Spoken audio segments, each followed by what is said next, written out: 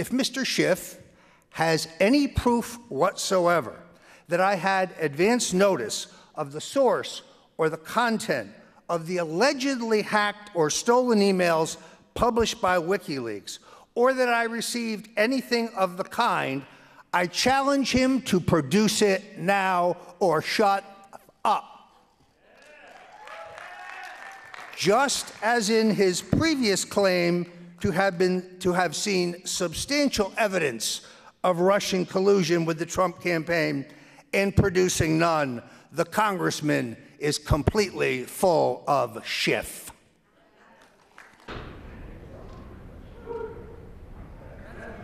I just don't know if I could follow that. Are you guys pumped up? I see that we're all back from our break, and we've just been inspired by a wonderful, truly great man, Pastor Burns. I want to talk about somebody new that's going to come on the stage. This is a person that it's my extreme pleasure to introduce, and he really needs no introduction. Long before the Make America Great Again movement started, one man had the vision and the foresight to see what America needed, and that was the President, Donald J. Trump. So please join me in welcoming Roger Stone.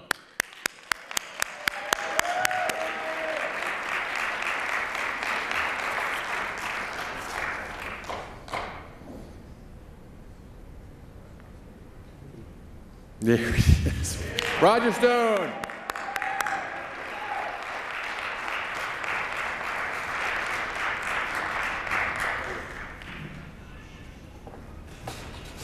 Thank you. Thank you. I'm delighted to be with you today. And some of you may have seen that I appeared on ABC with George Stephanopoulos this past Sunday. And I said in that interview something that I have said previously for the last 2 years, many times on the public record. And that is, no matter what happens, I will not bear false witness against this president. I will not make up stories and lies in the effort to remove him.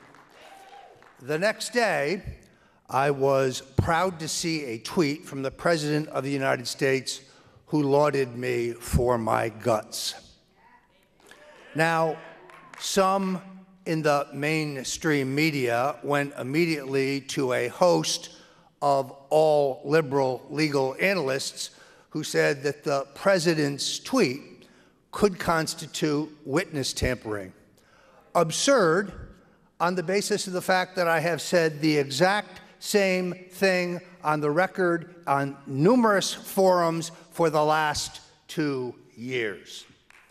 In fact, I denied yet again on ABC that I had any advance knowledge of the source or the content of the WikiLeaks disclosures, be they allegedly hacked emails or allegedly stolen emails, the exact same thing I said on Meet the Press with Chuck Todd almost a year ago, which got virtually no notice. I think most Americans now understand that the Russian collusion delusion is meant to be a distraction from the far more serious abuse of power in which the Obama administration used the authority and the capability of the state through the use of illegal and illicit FISA warrants to spy on Donald Trump's campaign for president and use the FBI to infiltrate the Trump campaign for the purposes of planting faux Russian collusion. It is also a diversion from the largest treasonous financial scandal in American history. That would be the crime of Uranium One. If people are looking for Russian collusion, they merely need to look at Bill and Hillary Clinton and their acceptance of $145 million from the Russian energy company, while the transfer of 20% of America's enriched uranium was on Hillary's desk for transfer to the Russians. Now, few Americans, I think, could withstand the kind of legal proctological examination that I have been under for the last 2.5 years. I now know, as the New York Times reported on January 20th, 2017, long before the appointment of Mr. Mueller as the special counsel, that I was among 3 advisors to Donald Trump, the candidate, under surveillance by the previous administration. Probable cause, I ask? No, this has been 2.5 years of hell. Not only was I under surveillance in 2016, but I also know that Mr. Mueller and his strike force have examined every aspect of my life, my personal life, my family life, my social life, my business life, my political life, my sex life. FBI agents have been seen rummaging through my garbage. My cleaning lady was interviewed by the Federal Bureau of Investigation. Yet I ask this question: what does any of that have to do with Russian collusion?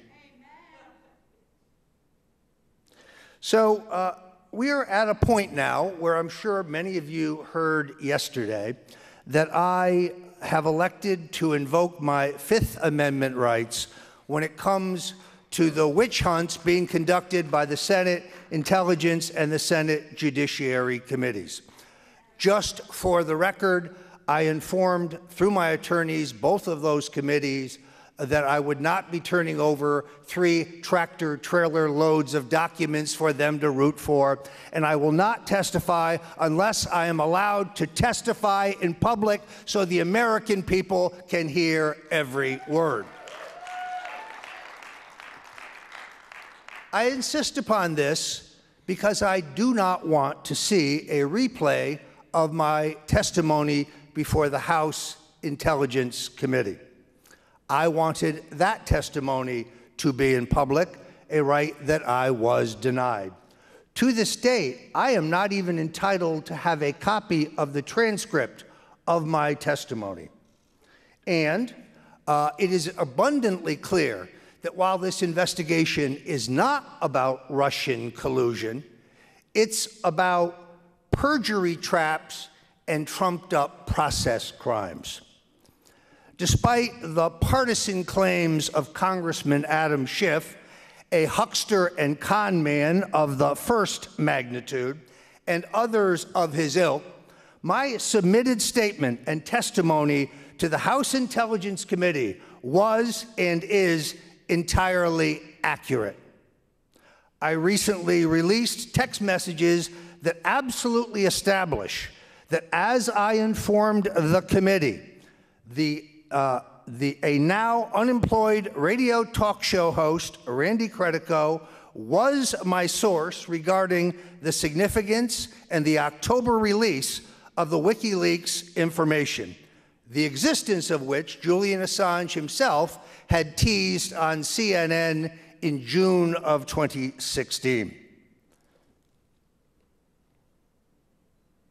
Claims that I urged third parties to come forward to whom Mr. Credico had confirmed his role somehow constitute witness intimidation are ludicrous. Urging people to exercise their First Amendment rights and tell the truth in the face of a tsunami of lies being circulated and recycled by the MSNBCs of this world is a complete exercise of my First Amendment rights and a testimony to the truth. I also entirely reject contentions that Dr. Jerry Corsi, as suggested to him by prosecutors from the special counsel's office, that he was the source of any information pertaining to the WikiLeaks disclosures. In fact, Dr. Corsi's predictions regarding the WikiLeaks disclosures turned out to be entirely incorrect and the basis of speculation. My contention that Dr. Corsi briefed me on the Podesta brothers' lucrative business dealings in Ukraine and Russia prior to my iconic August 21st, 2016 tweet in which I said, let's get it right this time, the Podesta brothers' time in the barrel will come, is both accurate and entirely supported by email and text message records. The contention that the memo he subsequently gave me regarding the Podesta brothers' business dealings was written as some type of cover-up both defies logic and the written record. Cover-up of what? There was no controversy in the wake of my tweet for 6 weeks. There was no social media chatter. There was no media coverage.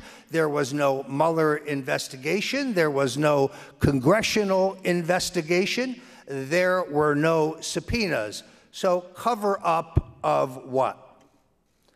Mr. Schiff and his colleagues are engaging in frivolous semantics, shifty word games, and non-material hair splitting in a shameless bid for partisan advantage. If Mr. Schiff has any proof whatsoever that I had advance notice of the source or the content of the allegedly hacked or stolen emails published by WikiLeaks, or that I received anything of the kind, I challenge him to produce it now or shut up. Just as in his previous claim to have seen substantial evidence of Russian collusion with the Trump campaign and producing none, the Congressman is completely full of Schiff. I was extraordinarily proud of the president's tweet, but I am prouder still to stand with a president who is making America great again. 4.2 million new jobs, unemployment at the lowest point since 1969, African American and Hispanic unemployment at the lowest point since we began keeping those statistics, wage growth at the greatest rate in American history, redoing the giant multinational trade deals that have sucked the jobs out of America and doing individual trade deals with our trading partners where we both have mutual benefit. Securing our borders to make our streets and neighborhoods safe again. Now, about a week ago, I speculated that I believed it was possible that the president would choose not to run for re-election. And some in the media said, oh, well, are you saying that he won't be able to be reelected? Or are you saying that he's going to be run out of Washington? No. What I am saying is that if the last 2 years are as successful as the previous 2 years, if the president succeeds in continuing to turbocharge our economy, to secure our borders, to revitalize the American dream, to redo the trade agreements, he could walk away from the presidency, going down in history as one of the greatest presidents in our history. I have known Donald Trump for 40 years. He did not run for president to be someone. He ran for president to do something.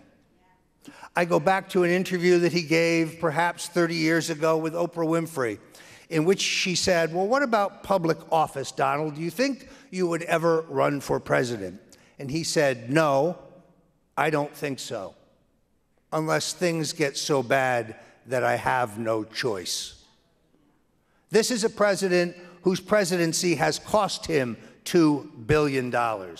Unlike the Clintons and the Obamas, he is not getting rich off being president of the United States.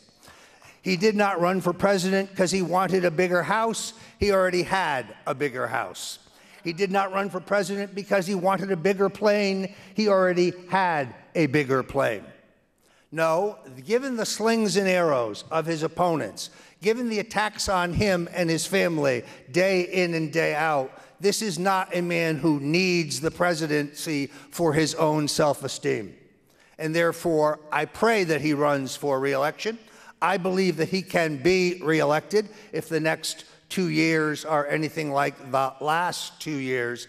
And I will be proud to stand with the president through thick and thin. Thank you, and God bless you.